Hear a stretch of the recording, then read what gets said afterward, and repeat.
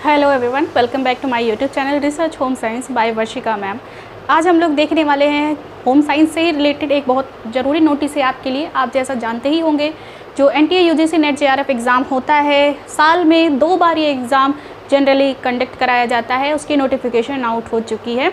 तो आज हम लोग डिस्कस करेंगे एनटीए यूजीसी नेट जेआरएफ दिसंबर 2023 के बारे में डिटेल। यहाँ पे हम लोग देखेंगे फॉर्म फिल करने की डेट, शुरुआत कब है, अंत कब है, और फॉर्म जल्दी फिल करने के फ़ायदा क्या है। फिर यहाँ पे हम प्रश्न पत्र कैसे आते हैं, किस तरीके से मार्क्स डिवाइड होता है, इन सब चीज़ों को देखेंगे। फिर देखेंगे कि नेट एग्ज़ाम है क्या, उसे पास करने के तरीके क्या हैं, या पास करने के फ़ायदा क्या होता है, इन सब चीज़ों को भी हम लोग डिटेल में देखेंगे। और कई बच्चों को ये प्रॉब्लम होती है कि जो प्रश्न पत्र में जो क्वेश्चन आएगा, सब्जेक्ट जो हमारा रिलेटेड है उससे जो भी क्वेश्चन आएंगे, उसकी लैंग्वेज क्या होगी, हिंदी हो या इंग्लिश होगी, हिंदी और इंग्लिश कैसे हम पा सकते हैं, इन्हीं सब चीज़ों के बारे में आज हम लोग यहाँ पे डिटेल में चर्चा करेंगे। चलिए फिर एक बार हम लोग शुरू करते हैं आज का जो सेशन है। देखिएगा यहाँ पे बात अगर की जाए तो जो नोटिफिकेशन आउट हो चुकी है, फॉर्म आप फिल कर सकते हैं। तो फॉर्म फिल करने की डेट हम लोग देखेंगे। फिर यहाँ पर हम लोग लास्ट डेट देखेंगे। फिर फ़ीस पैटर्न क्या लगेगा, किस कैटेगरी को कितनी फ़ीस देनी होगी, इस बारे में हम लोग चर्चा करेंगे। यहाँ पे ध्यान दीजिएगा, आपको और भी डिटेल धीरे धीरे मिलती रहेगी, तो मेरे साथ बने रहिएगा। सबसे पहले ध्यान दीजिएगा, अप्लाई शुरू हो गया है 30 सितंबर 2023 से। फॉर्म फिल करने की जो डेट है वो 30 सितंबर 30 सितंबर से ही शुरू हो चुकी है। इसकी लास्ट डेट है 28 अक्टूबर 2023। ठीक है। अगर फ़ीस की बात की जाए तो यहाँ पे फ़ीस के लिए भी आपको थोड़ा सा देखना पड़ेगा डिटेल कि अलग अलग कैटेगरी की अलग अलग फ़ीस होगी। जैसे यहाँ पे हम बात करेंगे जनरल की, फिर उसके बाद ओबीसी, फिर हम लोग देखेंगे ईडब्ल्यूएस, फिर यहाँ हम लोग देखेंगे एससी, एसटी, एससी ही सिर्फ डिटेल में दिया हुआ है। फिर उसके बाद देखेंगे फिज़िकली जो हैंडीकैप है उनकी फ़ीस कितनी होने वाली है। तो ध्यान दीजिएगा कि जो जनरल की फ़ीस होगी,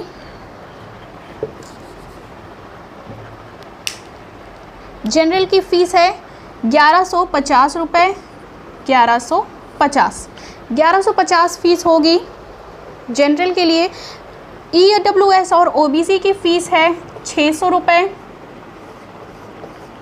ईडब्ल्यूएस और ओबीसी दोनों की फ़ीस होगी 600 रुपये। इसके बाद अगर बात की जाए एससी, एसटी और फिज़िकली हैंडीकैप जितने भी लोग हैं जो इस कैटेगरी के अंतर्गत फॉर्म भरेंगे, उनकी फ़ीस होगी 325 रुपये। ठीक है, ये रही फ़ीस स्ट्रक्चर, इनकी फ़ीस होगी 325 रुपये। ये थी फ़ीस की स्ट्रक्चर। फॉर्म कब फिल कर सकते हैं, डेट शुरू हो चुकी है, आप लोग फिल कर दीजिए। लास्ट डेट 28 अक्टूबर है। देखिए, लास्ट डेट का इंतज़ार मत करिएगा, क्योंकि जो नेट का एग्ज़ाम है उसे फॉर्म फिल करने की जब भी बारी आती है तो जो स्टूडेंट शुरू में ही फॉर्म फिल कर देते हैं, तो जब आप शहर का सिलेक्शन डालते हैं कि एग्ज़ाम सेंटर आप कौन सा शहर लेना चाहते हैं, तो आप अगर शुरू में ही फॉर्म फिल करते हैं तो आपको पहले नंबर वाला ही सेंटर आसानी से मिल सकता है। लेकिन जैसे ही आप देर करेंगे फॉर्म फिल करने में, तो जिन्होंने पहले फिल कर दिया है फॉर्म, तो उन्हें प्रायोरिटी पे पहला वाला सेंटर ही मिल जाएगा। अगर आप देर से फॉर्म फिल करते हैं तो आपको दूर का सेंटर मिलेगा। इसीलिए फॉर्म जल्दी से जल्दी आप लोग रजिस्ट्रेशन करके फिल कर दीजिएगा। अब देखेंगे एग्ज़ाम डेट क्या है, एडमिट कार्ड कब आएगा।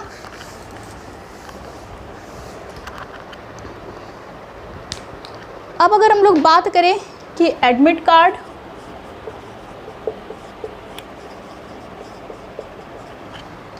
तो नेट का जो एडमिट कार्ड है ये दिसंबर महीने के फर्स्ट वीक में ही आ जाएगा।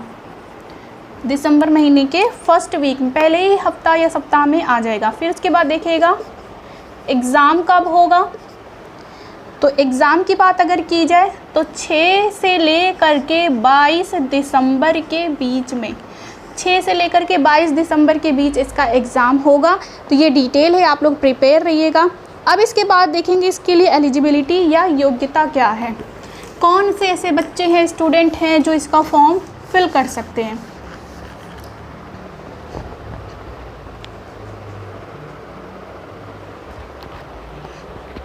अब देखिएगा योग्यता क्या होनी चाहिए। योग्यता की अगर बात की जाए तो हर व्यक्ति के पास मास्टर डिग्री होनी चाहिए। मास्टर डिग्री जैसे कि हम कह दें एमकॉम, एमएससी, एमए आदि। अब देखिएगा कि जो साइंस साइड के स्टूडेंट होते हैं, जैसे जिनका सब्जेक्ट फिजिक्स, केमिस्ट्री, बायो है ये मास्टर डिग्री में, तो उनके लिए UGC, NTA, UGC, net, JRF नहीं होता, उनके लिए सीएसआईआर एग्ज़ाम होता है। यहाँ पे वही सब्जेक्ट आएंगे जो आर्ट और सोशल साइंस से संबंधित होंगे। तो यहाँ पे आप देखेंगे कि जो होम साइंस है, होम साइंस आर्ट के अंतर्गत ही आता है, कला वर्ग के अंतर्गत ही आता है। तो यहाँ पे हम लोग देखेंगे इसके बारे में। बात देखिएगा, यहाँ पे हम लोग होम साइंस का डिटेल देख रहे हैं। तो मास्टर डिग्री होनी चाहिए किसमें? गृह विज्ञान विषय में। अब देखिएगा सारे स्टूडेंट सिर्फ गृह विज्ञान विषय से ही एमए नहीं करते हैं। कई बच्चे ऐसे हैं जिन्होंने टेक्सटाइल में, बहुत से ऐसे स्टूडेंट हैं जिन्होंने न्यूट्रिशन में या प्रसार शिक्षा में, किसी एक स्पेशल ब्रांच में मास्टर डिग्री हासिल की है, वो भी इसको फॉर्म फिल कर सकते हैं। मास्टर डिग्री होनी चाहिए मास्टर ऑफ आर्ट, जैसे कि होम साइंस सब्जेक्ट हो किसी का एमए में तो बहुत अच्छी बात है, नहीं है तो उनका टेक्सटाइल, न्यूट्रिशन, प्रसार शिक्षा, इसी तरीके से जितनी होम साइंस की ब्रांचेस हैं उनमें से किसी न किसी एक में उनकी मास्टर डिग्री होनी चाहिए। अब बात यह है, क्या सिर्फ पास स्टूडेंट ही? तो नहीं, जो भी बच्चे इस समय पास हो चुके हैं या फिर अपीयर्ड में है, अपीयरिंग में, ध्यान दीजिएगा कि ऐसे स्टूडेंट कि जो होम साइंस का मास्टर डिग्री या एमए अपनी डिग्री कंप्लीट कर चुके हैं वो फॉर्म फिल कर सकते हैं। इसके अलावा जो अभी अपीयरिंग में है, अपीयर्ड में है, मतलब एमए फर्स्ट ईयर या एमए सेकेंड ईयर उनका चल रहा है, तब भी वो स्टूडेंट भी इसका फॉर्म फिल कर सकते हैं। क्योंकि ये जो एक है एग्ज़ाम पास करना है, इसके बाद इसकी वैलिडिटी 3 साल मिनिमम रहती है। आगे आप किसी भी चीज़ में जाना चाहें तो वो भी जेआरएफ के लिए, नेट के लिए ये लाइफ टाइम अब इसकी वैलिडिटी हो चुकी है। एक बार आप पास करेंगे, आपको ये हर बार एग्ज़ाम देना ज़रूरी नहीं है। नेट का एग्ज़ाम लाइफ टाइम वैलिडिटी के साथ अब कंडक्ट कराया जाता है, ठीक है।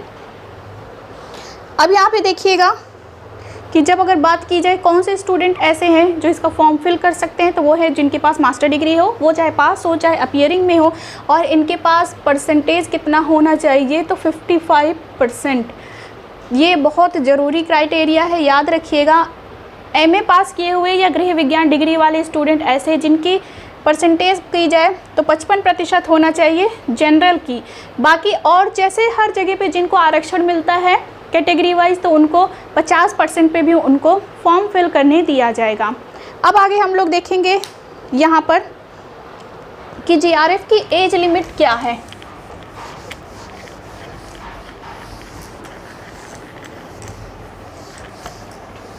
देखिए, ये जो नेट एग्ज़ाम होता है, एग्ज़ाम आपने लिखा एनटीए यूजीसी नेट, किसी नाम से जाना जाता है, लेकिन आपने एक शब्द सुना होगा एनटीए की तरफ से जो एक जारी किया जाता है, एक होता है नेट एग्ज़ाम, एक होता है जेआरएफ एग्ज़ाम। सुने होंगे आप लोग।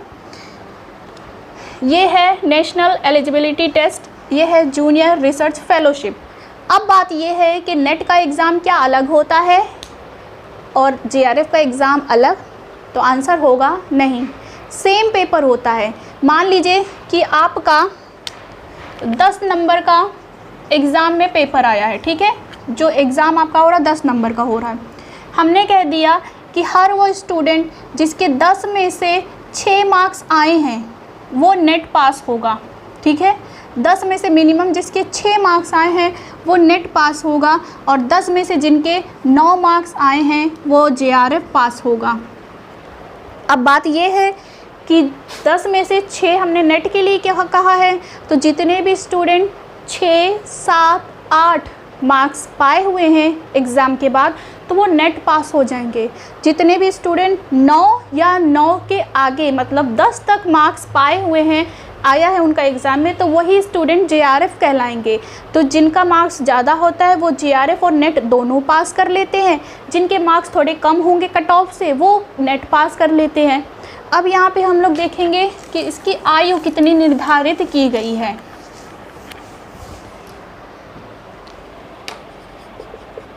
आयु सीमा पहले हम लोग देखेंगे JRF के लिए, फिर उसके बाद है नेट के लिए।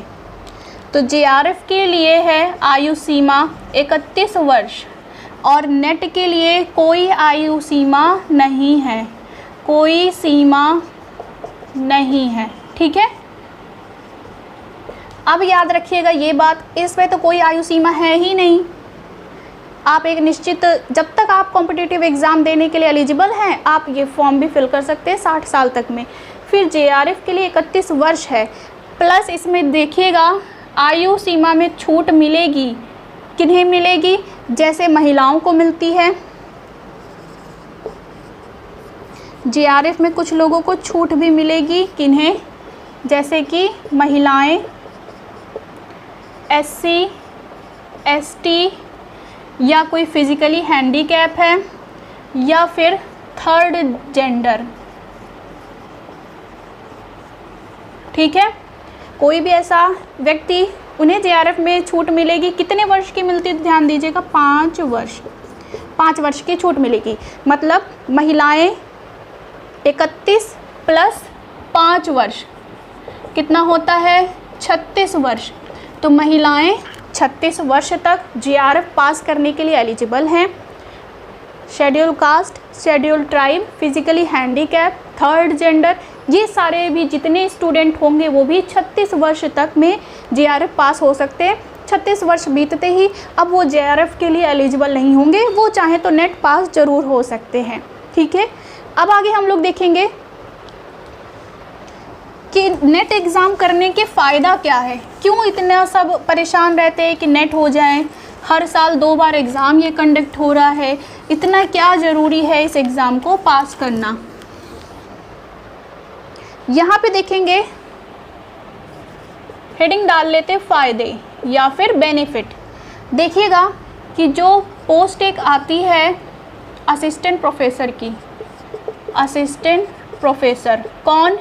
जो कि डिग्री कॉलेज में, सरकारी या एडेड डिग्री कॉलेज में जो प्रोफेसर होंगे।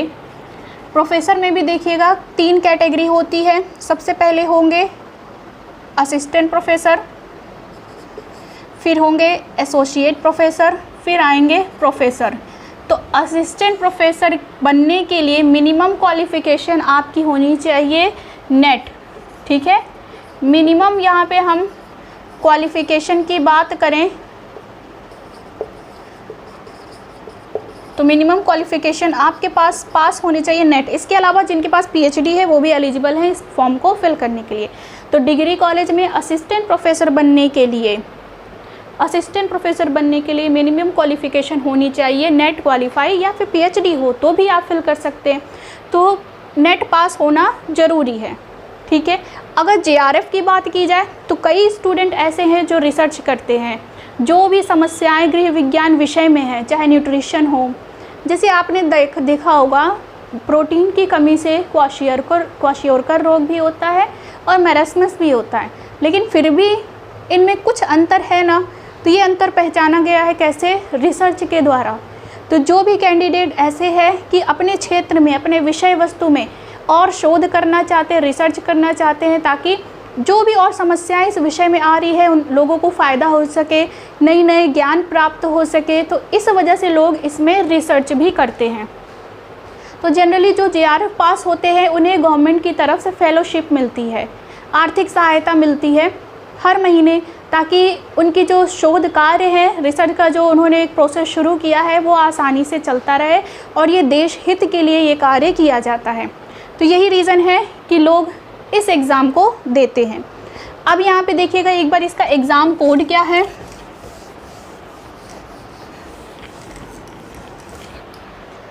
अगर हम बात करें होम साइंस के सब्जेक्ट कोड की, तो ध्यान दीजिएगा होम साइंस सब्जेक्ट कोड है 12। आप जब फॉर्म फिल करेंगे तो 12 नंबर आपको याद रखना है। यही है होम साइंस सब्जेक्ट का कोड। अब हम लोग देखेंगे यहाँ पे परीक्षा पद्धति।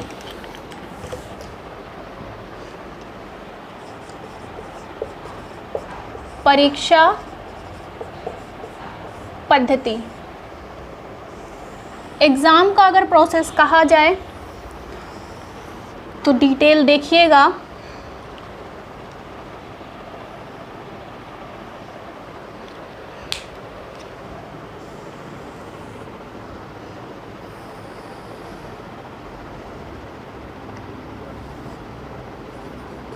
ये मान लेते हैं हम लोग क्रम 1, 2, ये 2 लाइन है। तो यहाँ पे हम सबसे पहले देखेंगे प्रश्न पत्र। प्रश्न पत्र कितने होंगे? 2 प्रश्न पत्र आपको एग्ज़ाम में देखने को मिलेगा। फिर इसके बाद देखिएगा प्रश्न संख्या, प्रश्न अंक, फिर देखेंगे हम लोग समय। यहाँ पे ध्यान दीजिएगा कि एग्ज़ाम में आपको एक ही साथ आपके कंप्यूटर स्क्रीन पे 2 पेपर दिखाई देंगे। एक होगा प्रथम प्रश्न पत्र, दूसरा होगा द्वितीय। प्रथम प्रश्न पत्र जो है ये सभी विषयों के लिए अनिवार्य है, ठीक है, सभी विषयों के लिए ये अनिवार्य है। चाहे कोई स्टूडेंट इतिहास से नेट का एग्ज़ाम दे रहा हो, चाहे सिविक्स से दे रहा हो, पॉलिटिकल साइंस से, चाहे ज्योग्राफी से, चाहे हिंदी से, संस्कृत से, एजुकेशन से या होम साइंस से, किसी से भी दे, उसे फर्स्ट पेपर पढ़ना ज़रूरी है।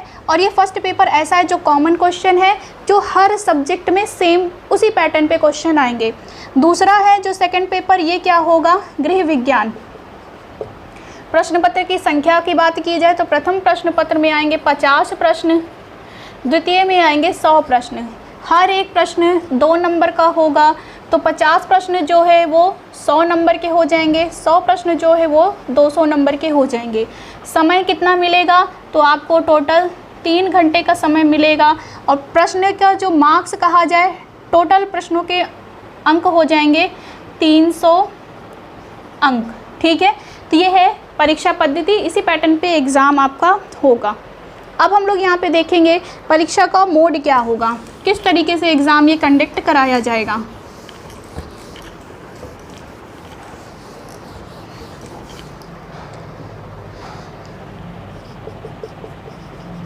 एग्ज़ाम मोड, एग्ज़ाम मोड की बात की जाए तो ये नेट जेआरएफ का एग्ज़ाम आपका सीबीटी टेस्ट होगा।